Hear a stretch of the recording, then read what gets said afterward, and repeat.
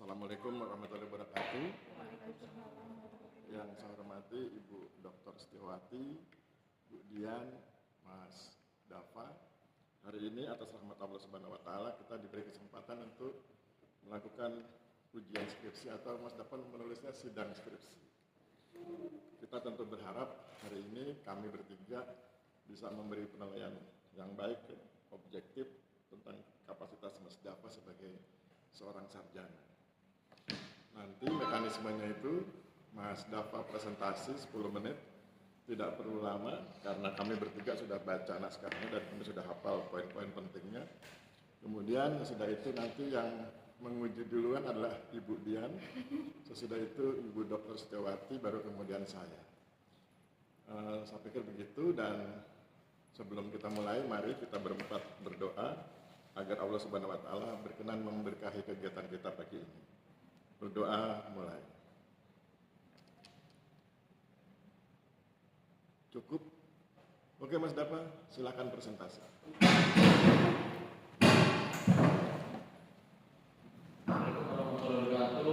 Waalaikumsalam warahmatullahi wabarakatuh. Terima kasih Bapak dosen Penguji telah memberikan waktu saya untuk mempresentasikan hasil skripsi saya. Sebelumnya saya perkenalkan diri, nama saya Dava Radha dengan NIT 22314 tahun 2007 dengan judul penelitian saya yaitu strategi pengembangan UMKM melalui pengembangan program penataran akses reforma agraria di Kelurahan Cimemi, Kecamatan Dawa, Kota Surabaya. Untuk latar belakang sendiri yaitu pilar pelaksanaan reforma agraria dibagi menjadi dua. Yang pertama penataan aset, yaitu melalui legalisasi aset dan distribusi tanah, sehingga dapat mengatur pemasaran, pemilikan dan pengelolaan dan pemanfaatan tanah. Kedua, penataan akses sendiri yaitu pemberdayaan masyarakat, pemberdayaan ekonomi untuk meningkatkan kapasitas subjek reforma agraria. Di Kelurahan di penataan Kelurahan Cimemi yaitu meliputi pemetaan sosial, pembentukan dan pemanfaatan kelembagaan, pembentukan kelompok usaha dan pengembangan usaha. Sehingga di Kelurahan Cimemi memiliki 6 kelompok usaha terdiri dari kelompok batik Semanggi, kelompok batik Anggrek, kelompok Warung Sejahtera, kelompok Lunas Semanggi Larasati, kelompok Rokok Mekarsari, kelompok Petani Pandawa. Untuk urgensi penelitian saya itu karena di Kelurahan Cimemi tingkat partisipasi masyarakat tinggi, sehingga mendorong peneliti untuk mengkaji pemberdayaan masyarakat melalui program penataan akses dengan fokus pada fase pengembangan usaha dan pemasaran untuk meningkatkan pendapatan melalui pemanfaatan teknologi digital. Untuk pembahasan masalah sendiri yaitu pertama bagaimana peran stakeholder bekerja sama dengan DPR untuk mendukung strategi pengembangan masyarakat melalui akses reforma. Kedua, bagaimana dampak program akses reforma agraria dalam peningkatan ekonomi masyarakat. Ketiga, strategi apa yang diterapkan untuk mengoptimalkan pengembangan UMKM secara berkelanjutan. Untuk ujian penelitian yang pertama yaitu mengidentifikasi bentuk kerjasama dalam mendorong optimalisasi pengembangan ekonomi masyarakat. Kedua, mendorong lembaga keuangan untuk menyalurkan dana dengan suku bunga rendah. Ketiga, meningkatkan produktivitas dan pendapatan masyarakat melalui pengembangan UMKM. Untuk ranah teori yang di penelitian saya terdiri dari paradigma definisi sosial, fungsi relasional struktur atau aksi, negara kesejahteraan, pemberdayaan masyarakat, kelima peningkatan pendapatan, keenam peran dan tujuh keadilan sosial dan ekonomi. Untuk ranah pemikiran penelitian saya yaitu instruksi penataan akses reforma berdasarkan Peraturan Presiden 62 tahun 2023 yang terdiri dari fase pemetaan sosial, fase pendampingan dan penyusunan model, fase hilirisasi dan keberlanjutan, sehingga menghasilkan pengembangan UMKM dengan didukungnya terdiri dari status, peran, strategi, kontribusi dan dalam stakeholder, sehingga menghasilkan dampak program UMKM. Untuk metode penelitian saya menggunakan metodologi kualitatif dan deskriptif. Untuk lokasinya yaitu di Kelurahan Cimemi, Kecamatan Dawa, Kota Surabaya. Dan untuk informan terdiri dari kantor pertanian Kota Surabaya 1, Dinas Penanaman Modal Terpadu 1 Pintu, Dinas Pertanian Ketahanan Kota Surabaya, kantor Kelurahan Cimemi dan masyarakat Cimemi. Untuk sumber dan teknik pengumpulan data yang terdiri dari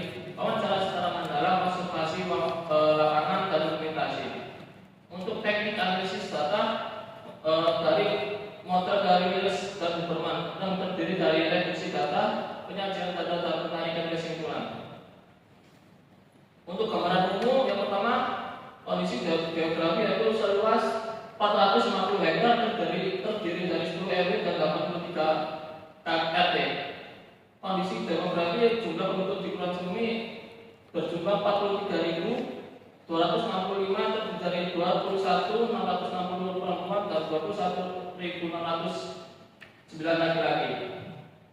Untuk peran stakeholder dan struktur pelaksana yaitu pertama kantor pertanahan yaitu sebagai koordinator program pelatihan pengembangan usaha untuk dilakukan pemetaan sosial, penguatan lembaga dan pendampingan usaha.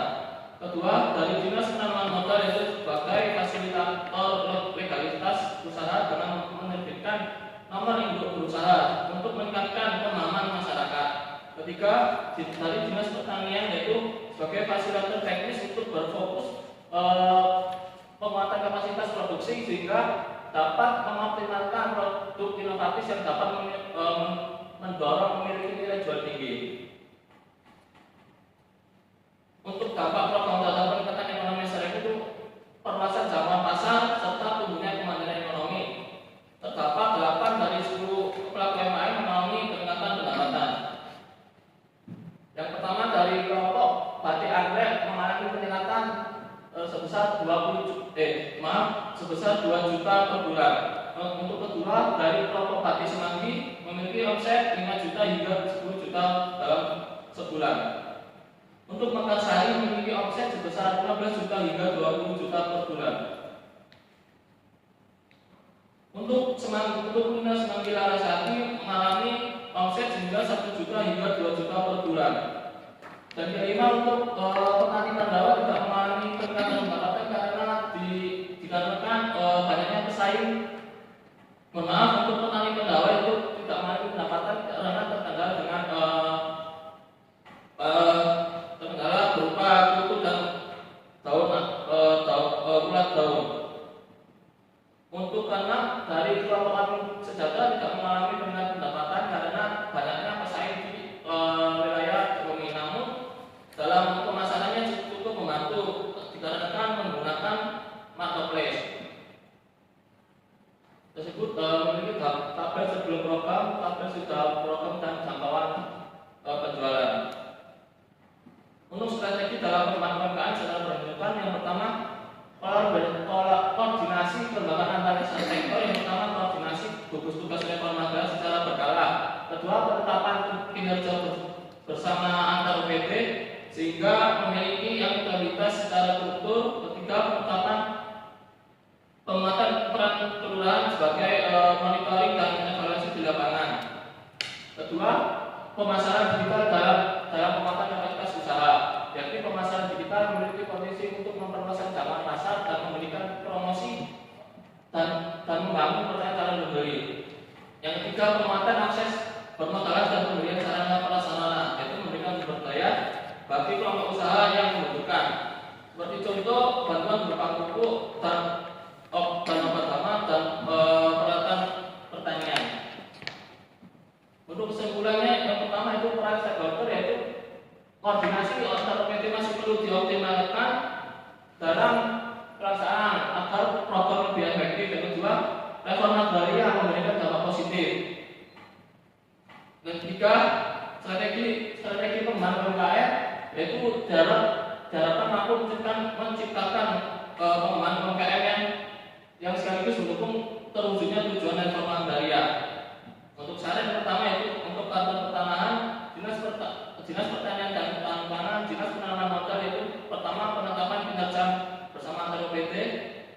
Kedua, mempertimbangkan pengembangan kawasan pertanian untuk menjamin ketersediaan bahan baku lokal mendukung keberlanjutan pengembangan UMKM.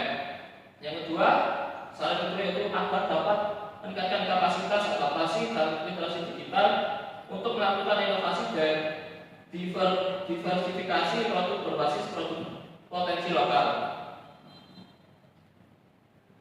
Sekian dari saya berikan ke Bapak Aris. Oke. Ya, terima kasih. Silakan Bu Dian. Oke, terima kasih atas pertama saya saya untuk menguji dan membahas skripsi, 2 versi ya Pak ya. Mohon maaf nanti kalau udah berkenan sama Bapak sama Ibu atas pembahasan saya. Oke, saya Mas Dava Rehan Abiasa. Sehat Mas? Sehat. Kenapa tegang? Lebih sedikit juga. TB apa umum? Umum saya. Oke, judulnya tentang strategi pengembangan UMKM melalui program penataan akses reforma agraria di kelurahan ya, Iya, di kelurahan. Sememi, Kecamatan Bengkok, Kota Surabaya. Oke. Nah, ini saya ingin bertanya terlebih dahulu ya. Yang di pikiran Mas, kata strategi itu apa sih artinya, atau pengertian, atau penjelasan, atau mungkin strategi? Untuk strategi itu pengertiannya itu bagaimana untuk menganalisis kegiatan untuk secara kedepannya seperti itu. Untuk menganalisis kegiatan kedepannya. Iya. Itu dilihat dari beberapa aspek ya kan? Ya. Aspeknya apa aja? Aspeknya untuk dilihat dari aspek kejadian sebelumnya, sebelum terjadinya adanya pengembangan UMKM di Kepulauan Seribu itu. Sebelum dan Sesudah. berarti itu bisa kita lihat dari faktor perbedaan apakah sebelum terjadinya pengembangan UMKM itu masyarakat di Kepulauan Seribu itu apakah dalam ekonominya itu meningkat atau tidaknya itu. seperti itu. Bukan cuma melihat sebelum dan sesudah aja. Yang lainnya nggak dilihat. Kan strategi, judulnya strategi. Karena saya ini agak warning kata strategi ini. Sedangkan metode analisis yang Mas gunakan apa? Metode kualitatif deskriptif. Analisisnya? Analisisnya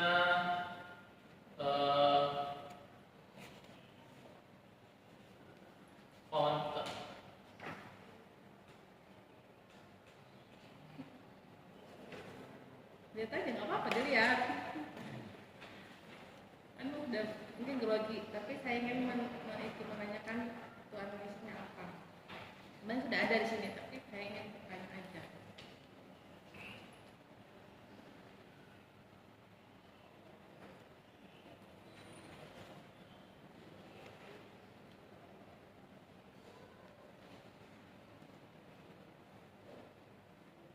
analisisnya reduksi data itu. Reduksi data. Oke, strategi yang digunakan termasuk itu yang digunakan reduksi data. Output yang dihasilkan dari strategi itu apa yang ingin dicapai dari judul tersebut? Output yang dihasilkan dari judul tersebut apa? Kan strategi, karena saya masih malas bahasnya strategi. Outputnya apa? Output itu dari dampak pelatihan itu dalam mengembangkan bahan baku lokalnya untuk di pemasaran untuk dijualkan ke di luar Sememi, luar Sememi. Berarti dampak. Ya. Dampaknya dilihat dari faktor faktornya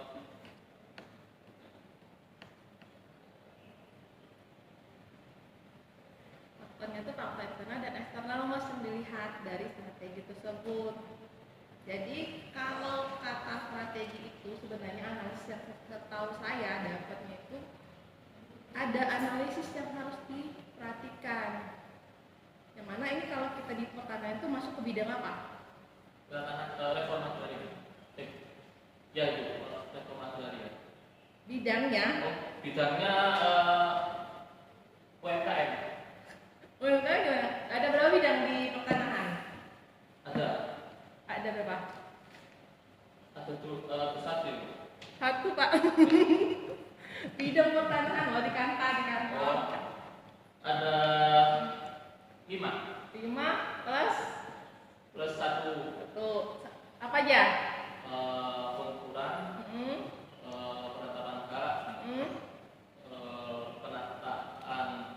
penataan, terus pengadaan tanah, sengketa dan tata usaha. Oke. Berarti kemarin waktu KKN KTP nggak masuk semua ya? Masih.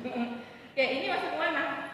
Apa? Ini masuk ke bidang mana? Ke penetapan dan pemberdayaan. Oke, benar, benar. Tapi strategi berarti untuk pemberdayaan mata kuliah kebijakan dapat Kebijakan KP3. tidak. Masa nggak dapat? KP3. Rugi banget ya. Iya. Nah, di situ kalau saya coba Mas searching di internet, cari itu analisis yang menggunakan untuk kata strategi itu apa saja.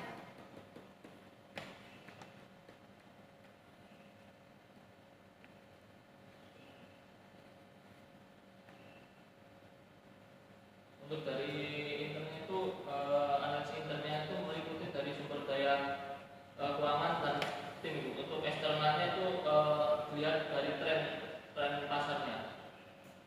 Analisis yang digunakan untuk melihat kata strategi gitu. Karena saya tahu ambigu strateginya ini. Kalau mau dirubah kan nggak usah, tapi strateginya ini yang saya agak ambigu. Karena strategi itu adalah kita melihat apa saja langkah-langkah kita ambil untuk pengembangan UMKM ini yang dilihat dari analisis apa. Kalau Mas kan cuma reduksi data. Reduksi data itu hanya menganalisis secara globalnya apa internalnya bahwa dari kegiatan penerapan akses itu terhadap pengembangan UMKM itu gimana, ya kan? Tapi kalau kata strategis itu pasti ada umpan balik yang ingin kita dapat dari pengembangan ini, ada nggak? Misalnya biasanya kalau di KP3 dulu ada namanya SLT, PSLE, catwalk, fishbone. Itu adalah analisis yang menggunakan untuk menyelesaikan satu masalah strategi. Yang mana outputnya itu kita melihat langkah apa kedepannya yang kita lakukan. Kayak SLT mulai dari faktor internal dan eksternal. Internalnya apa? SW. Kalau eksternalnya apa? Itu OT. Nah itu. Jadi kalau strategi ini, kalau Mas itu membahasnya ini, kayaknya cuman menganalisis upaya kedepannya harus seperti apa, ya kan? Nah strateginya ini yang makanya dari tadi strateginya agak ambigu. Karena kenapa? Saya dulu menggunakan strategi ini, kata strategi atau umum itu nggak mau dia biasa saya menggunakan reduksi. Harus SLT, saya belajar mati-matian kenal pemberdayaan sama Pak Arif. Itu ajarin Mbak sama mahasiswanya. Saya bilang saya udah lupa Pak untuk menghitung karena itu ada hitungan. Nah di sini untuk kata strateginya nanti mungkin kita bisa diskusikan aja enaknya gimana, karena kalau nanti dibaca strategi itu yang dihasilkan apa. Kayak SLT itu ada 4 strategi yang harus kita ambil. Apa yang dilihat dulu? Dilihatnya apa? Dari faktor internalnya dulu yang mana?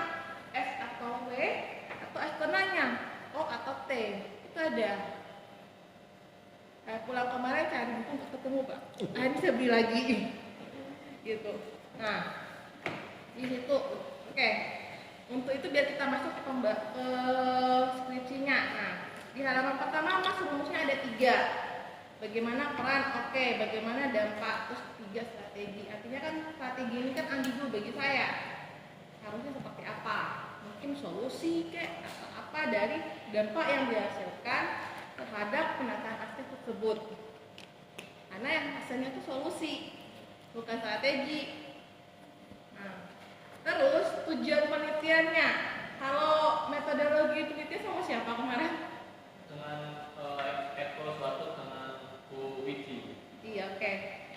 Saya nggak tahu sih rumusan masalah itu sama tujuan penelitian apakah berbeda atau sama atau metodologi penelitian dulu belajar. Coba perhatikan rumusan masalahnya sama tujuannya. Beda sih Bu dengan tujuan penelitian. Ya, tapi secara metodologi itu bisa beda atau sama? Sama ya. Sama. Jadi tujuanmu apa yang berubah salah. Nah, itu yang baru di latar belakang. Kan saya temunya pas sekarang ya skripsi. Gak usah tegang-tegang Mas, saya nggak makan orang pokoknya. Nah, terus kita balik ke apa ya?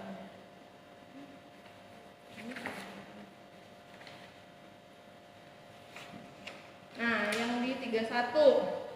Informannya itu adalah kepala seksi, kepala kelurahan, dinas penanaman modal, dinas pertanian, terus masyarakat kelurahan Sememi. Nah, sedangkan judul mas itu tentang UMKM, sedangkan di latar belakang tadi disebutkan bahwa di kelurahan Sememi sebanyak 6 kelompok usaha. Kelompok usahanya itu kelompoknya itu individu atau itu emang ada beberapa anggota di dalamnya. Ada anggotanya itu. Nah, di situ berarti ada ketua, ada anggota, ada penambah. Nah, di sini kan mas menyebutkan masyarakat kelurahan Sememi Kecamatan Beno, Kota Surabaya itu siapa saja. Sedangkan ini sudah mas teliti, itu bisa diperbaiki menjadi kelompok usaha yang ada di kelurahan Sememi. Kelurahan kan cuma dikit ya. Iya. Itu ibaratnya sebutnya kecil, mikro doang, bukan kecamatan. Jadi kan mas cuma melihat memutar satu kelurahan itu di luasnya berapa kurang? Untuk 458. 400 kan nggak terlalu luas ya kalau keliling-keliling kan. Kalau masih di jogging tuh masih bisa di berapa kali putaran kan. Nah, jadi ini seharusnya mas sudah tahu siapa yang mau jadi pemimpinnya, sehingga kelihatan di pembahasan kan ada mas cuman yang stakeholdernya cuma seksi penataan, penanaman modal sama dinas pertanian aja. Kelurahannya nggak ada. Tapi nggak dibahas. Oh iya. Ya kan? Iya. Karena ada kelurahannya, harusnya dibahas juga. Nah, dari RM1 itu dari peran itu tuh kan punya satu-satu. Nah, secara signifikannya itu untuk kegiatan LKM itu apa yang harus menjadi peran stakeholder paling utama, ya kan? Nah, itu mas jelaskan, ditampilkan di akhir. Baru ke dampak ya, dampak jelas. Nah, dampaknya itu harus tahu. Mas lihat sisi siapa dulu dampaknya itu? Sosial kah, ekonomi kah, budaya atau politiknya? Ekonomi, artinya apa? Pendapatannya kan? Pendapatan sebelum dan sesudah. Itu mau diceritain nggak sebelum dan sesudahnya? Kalau sebelum saya masukkan data untuk segi dari ekonomi sebelumnya sudah saya tapi untuk cerita sebelumnya masih belum ada di dalam skripsi. Berarti kan harus diceritakan, karena ini kan yang dampak program akses terhadap UMKM. UMKM-nya kan ada 6 kelompok. Apa sih yang menjadi dampak dari pengembangan UMKM tersebut? Yang maksudnya dari ekonominya tak apa aja mas perhatiin. Mas lihat isinya apa saja ekonomi yang perlu dibahas dari untuk melihat dampak program tersebut. Dari 6 itu mas simpulkan dari seluruh kelompok itu yang menjadi dampak utamanya itu di sisi ekonominya apa? Mungkin kekurangan modal atau kurangnya sosialisasi, pengetahuan, kan banyak faktor. Nah, itu yang karena masih melakukan penelitian. Sehingga baru yang ketiga. Nah, yang ketiga ini yang saya masih bingung. Saya nggak bisa komentar sih, takut salah. Ini saya masih junior. Strategi ini kan berarti harus kedepannya harus apa? Mas sedangkan mencoba menganalisis, mencari solusi bahwa untuk mana harus adanya apa ya kan? Nah, itu. Itulah yang ingin saya tanyakan dan saya bahas. Untuk lebihnya nanti bisa mas lihat aja di sini. Oke, typo-typonya diperhatiin ya mas. Masih banyak typo-typo di sini. Oke, cukup Pak Bu atas pembahasan dan masukan saya. Oke, terima kasih Bu Dian. Monggo, Bu.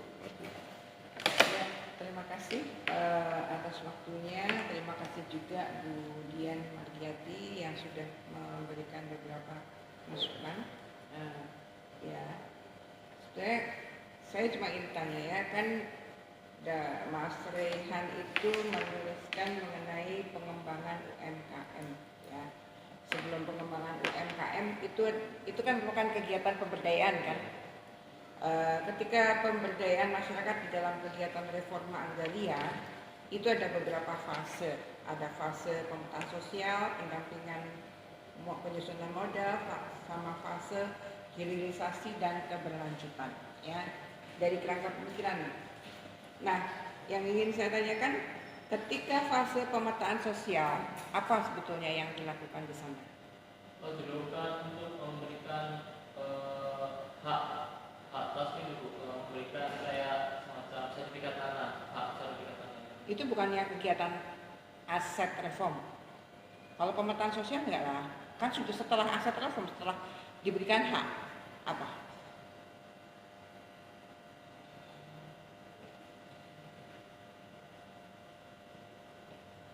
Oh,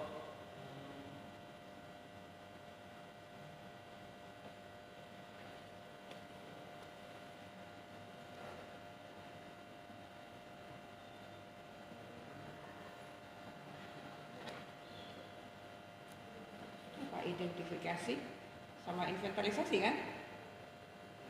Ya kan, ketika sudah diberikan hak, ya kan aset reform. Kalau reform agraria kan dua, aset dan akses. Yang kami bahas adalah aksesnya. Setelah mereka mendapatkan hak, ya kan? Kemudian dilakukanlah penataan akses itu melalui reforma agraria. Yang pertama pemetaan sosial, ya kan? Fase pemetaan sosial memang yang pertama, gitu. Artinya di situ yang dikerjakan adalah identifikasi dan inventarisasi kan? Supaya apa? supaya mengetahuinya Ibu. Mengetahui apa?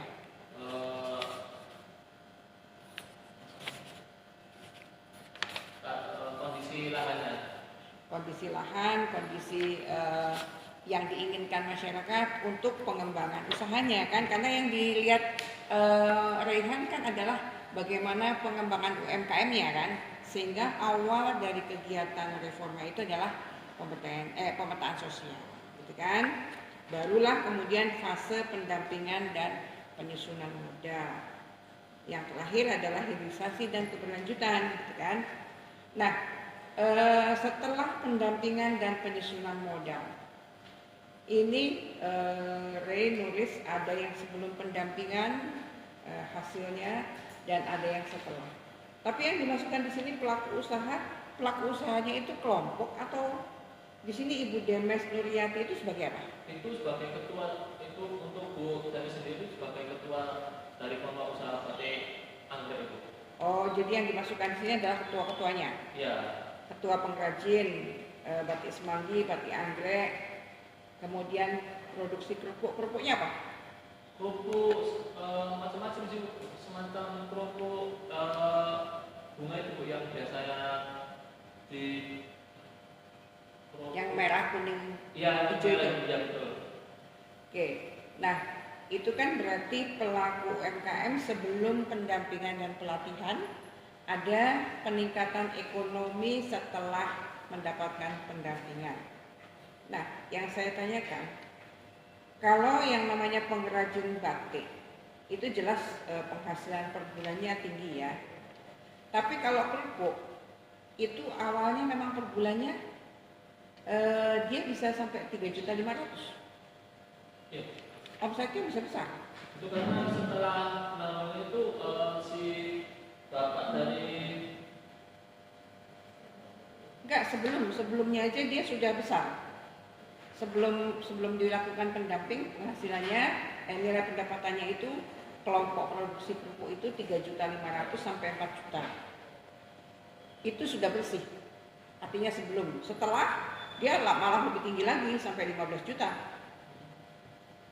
itu belum bersih Bu, anak dari Pak Subairi masih kotornya itu. Hitungannya masih kotor. Iya, masih kotor. Masih kotornya itu apa? Itu masih belum di Pekerja dan lainnya. ya pekerjanya. Nah, harusnya kalau memang ini sebagai peningkatan ekonomi, ya kan, yang setelah pendampingan dengan pendampingan pelatihan itu kan diberikan pendampingan ataupun modal. Pendampingan Ibu. Nggak dikasih modal. Modal mungkin beberapa Ibu, beberapa dari kelompok usaha. Namun Berarti- masih belum dirasakan karena dengan modalnya masih katanya dia menjelaskan bahwasanya dengan modalnya itu masih belum mencukupi dari dengan usahanya. Oke. Jadi seharusnya Ray menuliskan juga di sini bahwa nilai pendapatan sebelum pelatihan maupun setelah pendampingan itu sebetulnya ini adalah nilai pendapatan ini belum dihitung dengan biaya untuk produksinya. Gitu. Artinya kan nilainya fantastis sekali kalau saya lihat kan. Dia jual kerupuk tapi sebelum aja dia bisa sampai 3.500.000. Kalau batik oke lah, batik kan 1.500.000 sebelumnya. Kemudian setelah ada pendampingan dia bisa jadi 3 juta. Saya rasa karena kalau batik kan jelas nilai budayanya, nilai anunya lebih tinggi. Tapi kalau kerupuk bisa sampai segitu berarti besar gitu. Nah makanya saya tanyakan apakah ada ini adalah penghasilan bersih atau kotor, gitu ya. Nanti Ray tambahkan bahwa ini hasil ini adalah belum dihitung dengan biaya produksi ataupun juga tenaganya, karena kan pasti mereka juga dibayar kan. Nah itu ya, sehingga itu perlu ditambahkan. Kemudian di dalam pengembangan UMKM itu ada status, peran, strategi, dan kontribusi. Makanya tadi ditanyakan strateginya. Nah sebetulnya peran di dalam pengembangan UMKM itu status dari stakeholder, kemudian perannya, strateginya, kontribusinya, ini sebetulnya di mana? Statusnya seperti apa? Status stakeholdernya. Artinya dia sebagai apa saja, apakah memang dia mendukung di dalam pengembangan UMKM? Mendukung itu. Statusnya? Iya, statusnya. Apa aja? Itu mendukung statusnya dalam segi pemantauan juga Ibu, dan konsultasinya seperti apa gitu. Dari awal dia? Ya, dari awal. Kemudian berperan aktif.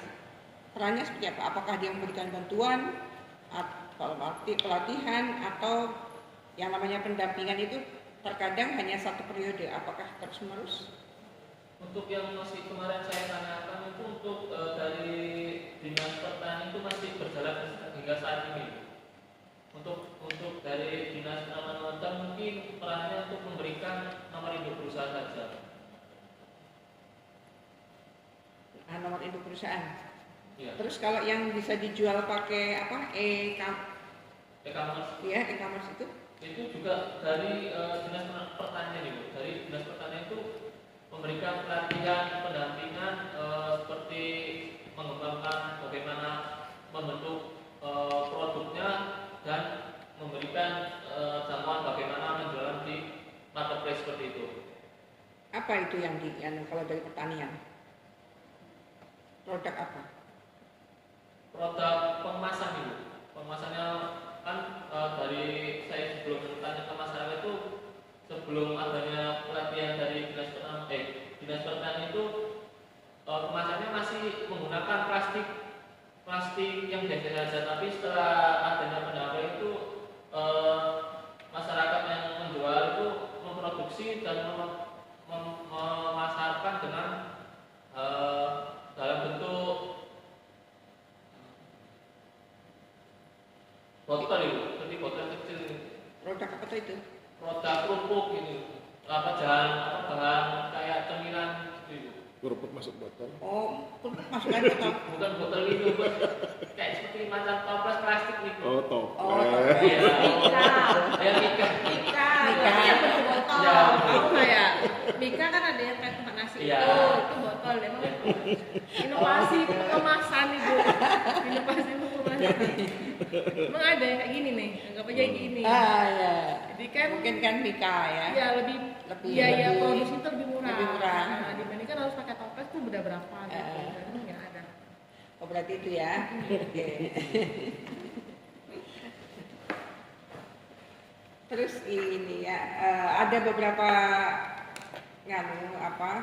gambar ya, ada juknis penanganan akses di halaman 39. Ini harusnya agak diperbesar, mungkin satu halaman, jangan kecil gini ya, sehingga tidak bisa terbaca ya. Terus foto, nah ini ya di belakang itu, kita kan ini skripsi ya, bukan dokumentasi album foto ya. Saya rasa foto-fotomu ketika di lapangan itu nggak perlu ya. Kalau peta oke lah, tapi foto di dokumentasi itu cukup untuk dokumentasimu ya. Nggak perlu dilampirkan di dalam lampiran, karena dia tidak menunjuk cerita di dalam ya. Jadi yang bisa digunakan di lampiran itu adalah apa-apa yang ada ceritanya di dalam. Jadi seperti ini, penetapan model subjek agraria. Nama subjek RA, ada Sunarsi, produksi kue basah. Model yang dipilih, model kolaborasi. Nah, ini apakah lampiran ini di dalam penetapan model subjek ini ada ceritanya di dalam? Kamu cerita nggak? Cerita itu. Di halaman berapa? Cerita itu.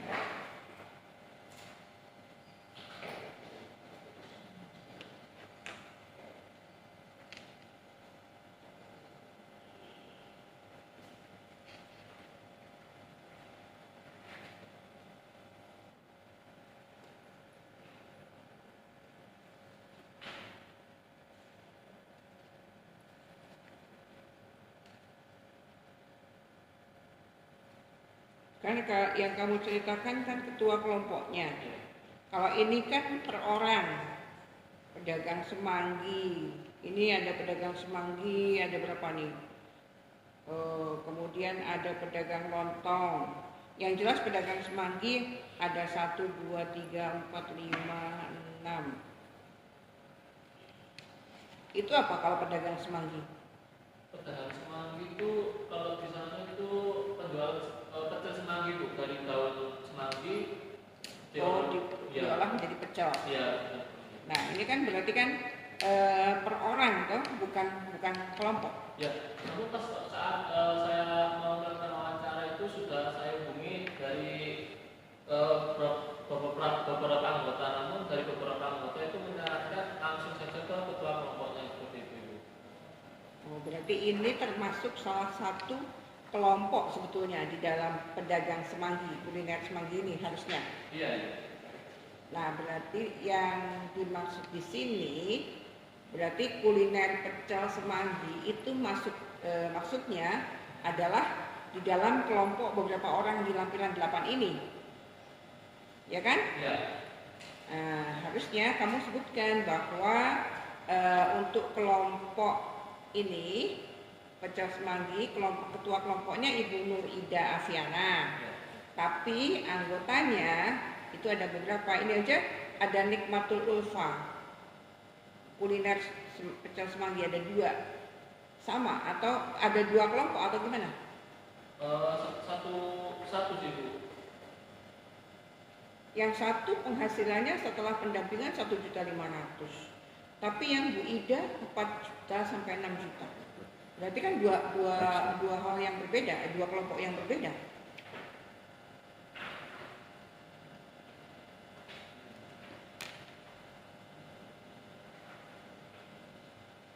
Itu 2 kecil. Iya, ya kan? Kuliner pecel semanggi itu ada 2 kan kelompoknya. Di halaman 57 itu, ya kan? Berarti ini kan ada dua kelompok. Itu masuk di dalam anggotanya yang ada di lampiran 8. Ya, masuk ke lampiran. Karena Ya. untuk Ibu Nur Ida itu pertama yang setelah itu hingga 4 juta itu penjualannya hingga di luar kecamatan kelurahan Sumumi Bu. Oh begitu. Kalau yang Bu Ida, kalau yang kelompoknya Bu Nikmatul itu hanya di dalam. Masih di dekat-dekat kelurahan Sumumi saja. Tapi untuk Bu Nikmatul dengan Bu Nur Ida itu masih dalam satu kelompok. Namun untuk Bu Nur Ida itu setelah adanya penambahan itu Bu Nur Ida mencoba menjual di luar kelurahan Sumumi. Nah berarti harusnya itu juga masuk di dalam solusi dari pengembangan UMKM-nya gitu ya. Itu sebagai masukan bahwa di dalam kegiatan pengembangan setelah pelatihan ternyata jika dikembangkan di luar Sememi itu menghasilkan hasil yang lebih besar ya. Oke, mungkin itu saja sedikit dari saya. Terima kasih. Monggo Pak Aris, saya kembalikan ke Pak Aris. Oke, terima kasih Bu Ati. Coba lihat tutup itunya. Nah, itu apa kertas apa itu? Banyak sekali. Contekan. Iya. Nggak ada pertanyaanku di situ. Iya. Saya itu kenapa saya pilih terakhir? Karena saya ingin belajar dari dua orang, dari Bu Dian dan dari Bu Wati. Mari kita lihat. Pertama saya ingin belajar dari Bu Dian. Bu Dian itu kan meragukan judulmu, oke? Judulmu itu kan strategi, tapi Bu Dian tidak yakin isi skripsimu tentang strategi. Karena dalam ilmu manajemen itu ada terminologi lain yang identik dengan strategi tapi punya konotasi berbeda, yaitu taktik. Oleh sebab itu menjadi tugasmu menjelaskan pada kami bertiga, judulmu itu memang tepat strategi dan bukan taktik. Pertanyaannya adalah, apa bedanya strategi dengan taktik? Untuk strategi menurut pencerahan bahasa dari internet itu strategi itu mengetahui adanya peluang dan kekuatan dan kelemahan. Itu SWOT. Beda itu. Itu yang diajarkan Bu Dian. Bukan. Ada dua terminologi yang mirip tapi punya konotasi berbeda, yaitu strategi dan taktik. Bu Dian meragukan bahwa skripsimu ini sebenarnya bukan strategi nih Pak Aris, ini taktik. Nah, untuk membuat agar kamu lulus dalam ujian skripsi ini, kamu kan harus mempertahankan judulmu. Nggak boleh kamu bilang, oh iya Bu, ganti, kalau itu nggak lulus. Kalau kamu ganti judul, kamu nggak lulus. Karena berarti kamu gagal penelitian. Nah, maka sekarang tugasmu adalah menjelaskan pada kami bertiga, Pak Aris, ini skripsi saya betul-betul tentang strategi, bukan tentang taktik. Oleh sebab itu, kamu harus jelaskan pada kami bertiga, Pak Aris, Bu Dian, Bu Wati, ada perbedaan antara strategi dengan taktik. Strategi cirinya 1, 2, 3. Taktik 1, 2, 3. Nah, 1, 2, 3 itu beda. Bisa nggak? Kalau nggak bisa, nggak lulus. Karena ini covernya loh. Judulnya, pintu masuknya. Kalau pintu masuk sudah gagal, kan isinya gugur. Bisa? Kalau strategi itu saya menggunakan strategi untuk di dalam skripsi itu saya untuk melihat pertanyaan saya, apa bedanya strategi dengan taktik?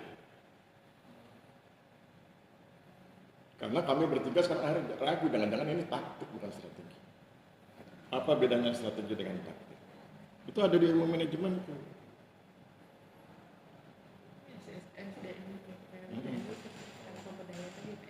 Iya kan, mahasiswa kita. Iya. Kan sudah kita ajar di kelas. Ayo, apa bedanya? Kalau kau lupa berarti kau nggak menghormati dosen. Apa bedanya strategi dengan taktik? Supaya kamu selamat. Kalau sudah pintu masuk satu selamat, kita bisa masuk pintu kedua. Seperti main game kan gitu ya. Kamu hobi Mobile Legends nggak? Tidak, Pak. Oh, rugi kamu. Jadi tiap pintu harus dilalui dengan baik. Coba kita masuk pintu pertama dulu. Skripsimu ini tentang strategi atau tentang taktik? Maka itu jelaskan, Pak Aris ini strategi karena berbeda dengan taktik. Taktik bla bla bla bla. Kalau strategi begini Pak Aris. Yakinkan ke kamu. Kalau taktik itu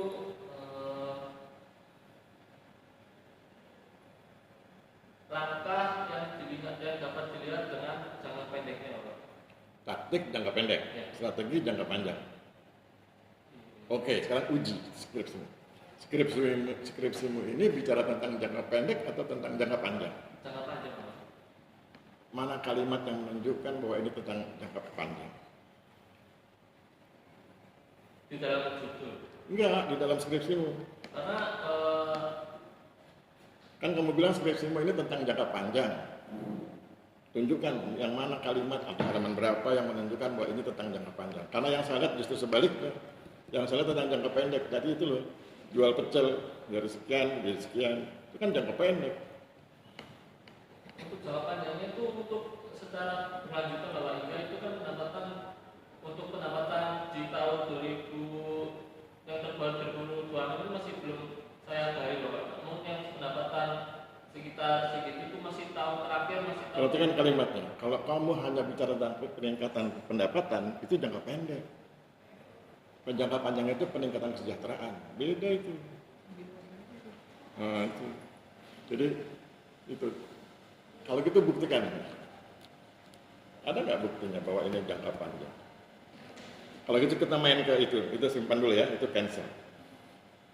Yang diajarkan Bu Wati tadi tentang arah, akses, ini sebenarnya kekuatanmu di sini, akses reform agraria. Ya. Di situ kan kamu bilang ada 3 tahap toh, ada pemetaan sosial, ada pendampingan dan penguatan modal, ada hilirisasi dan keberlanjutan. Mainkan kalimat itu untuk menunjukkan bahwa ini bicara tentang jangka panjang. Untuk dari keberlanjutan jangka panjang itu dilihat juga dari ekonominya juga Bapak. Halaman berapa? Kadang-kadang mahasiswa begitu, ada sekarang tapi nggak ada di naskah. Sesudah kita debat, dia tahu iya, tapi di naskah belum ada. Nggak apa-apa sih, nanti bisa diperbaiki. Nggak ada, dapat.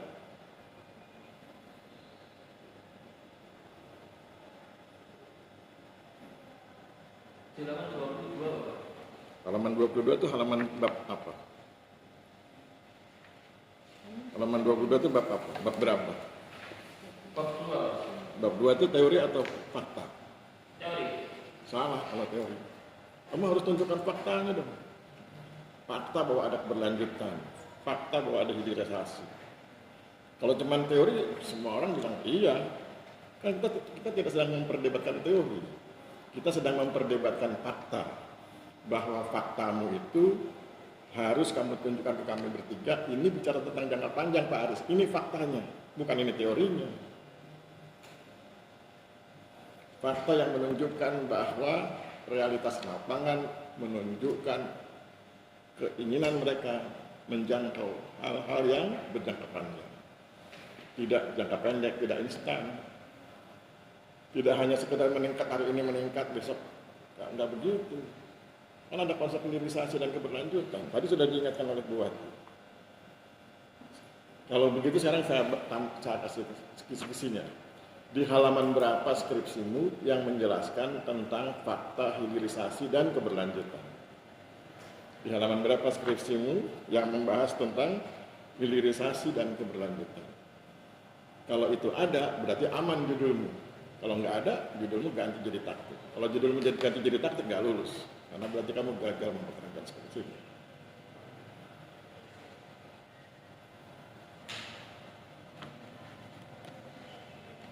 Halaman berapa yang ngomong soal hilirisasi?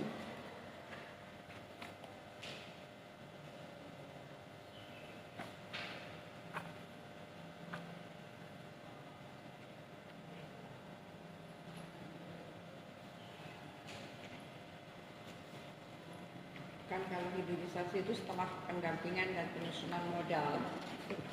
Iya. Kamu grogi banget. Santai aja, yang penting benar gitu loh. Nggak usah. Oh. Masih makan air, makan itu, Kan makan nasi. kita tuh hanya galak di level substansi, tidak galak secara fisik. Bisa ketemu konsep hilirisasi dan keberlanjutan di halaman skripsi ini? 56. Oke. Kita lihat ya, 56. 56 itu bicara apa? Bicara tentang tingkat perluasan akses.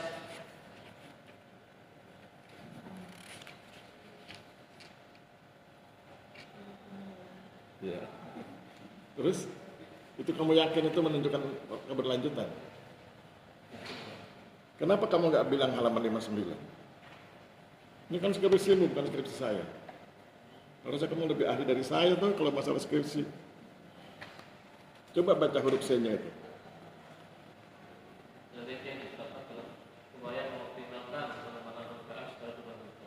Itu? Ya kan?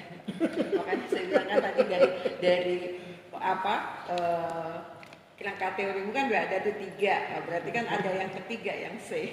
Jangan sampai kamu nggak lulus bukan karena skripsimu jelek. Kamu nggak lulus karena kamu jelek mempertahankan skripsimu. Ya? Ada di tulisanmu. Skripsinya bagus tapi orangnya jelek Pak. Jadi jangan sampai gitu, jangan sampai ada mahasiswa tidak lulus hanya karena jelek mempertahankan skripsi. Padahal skripsinya bagus. Ya? Oke, terakhir. Kamu kan pakai teori, coba tayangkan teori Pak. Saya senang teori. Saya penggemar teori. Tayangkan teorinya. Teori. Oh, Tayangkan. Nah, itu. Fungsionalisme struktural dan aksi ya. Nomor 2 itu loh. Benar ya? ya. Coba kamu jelaskan kegunaan teori itu di dalam naskah skripsi. Dan struktural dan aksi gitu. Ya, nomor 2 itu. Apa kegunaannya di naskah skripsimu ini?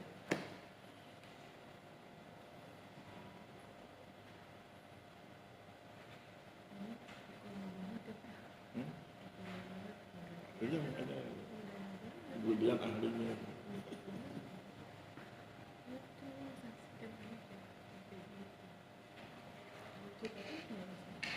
Siklusnya bagus. Beliaunya nggak bagus. Bisa. Dapat cepet. Udah 51 menit ini. 1 jam harus selesai. Oh. Ayo, masa harus dibantu saya dan Bu Ati. Bagaimana kamu menggunakan teori itu di naskah skripsimu? Jangan sebut bab 2 ya, bab 2 itu kan bukan penggunaan teori, bab 2 itu penyebutan tentang teorinya. Penggunaannya harus di bab selanjutnya. Untuk penggunaannya itu aksinya itu terwujudnya Di halaman berapa? Di halaman berapa skripsi? Kayaknya kamu nggak menguasai skripsi ini.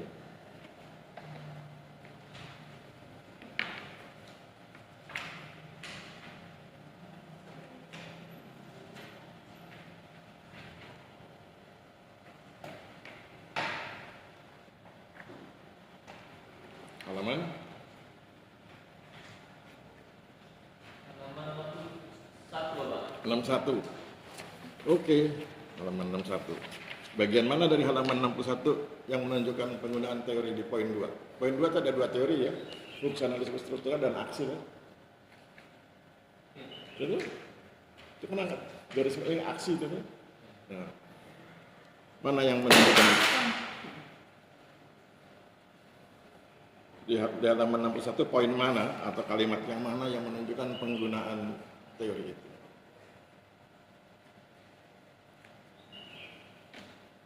Pada kalimat yang melakukan kegiatan pemantauan dan dalam pengembangan usaha masyarakat. Alinea berapa? 1 atau 2? Alinea berapa? Alinea 1 atau alinea cuma ada 2 alinea ini? Paragraf kita. Ya. Alinea kan baris. Oh, ayat terakhir loh Pak. Alinea kedua baris keberapa? Baris ke-4. Baris keempat. Itu dan stakeholder terkait gitu. Ya. Dan melakukan kegiatan pemantauan dalam perkembangan usaha masyarakat sebagai pelaku usaha yang terdampak. Kegiatan pemantauan ini menggunakan teori apa? Implementasi teori apa? Aksi. Teori aksi. Teori aksi itu ngomongnya gimana? Teori aksi itu kan bicara tentang subjek dan objek.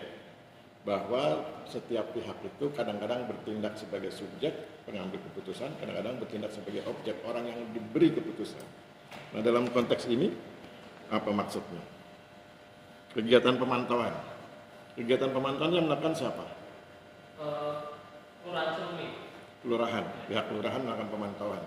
Yang dipantau siapa? Yang dipantau kelompok yang sudah kelompok UMKM. Yang memantau pihak kelurahan, yang dipantau UMKM. Yang bertindak sebagai subjek siapa? Subjeknya kelompok UMKM. Anggota. Salah. Subjeknya ya pemerintah kelurahan lah, dia yang ngambil keputusan. Objeknya bukan UMKM. Itu teori aksi. Kalau teori fungsionalismenya yang mana? Di halaman 61 ini. Ada juga nih fungsionalisme di sini. Kalimat yang mana yang menunjukkan itu hasil bedah fungsionalisme?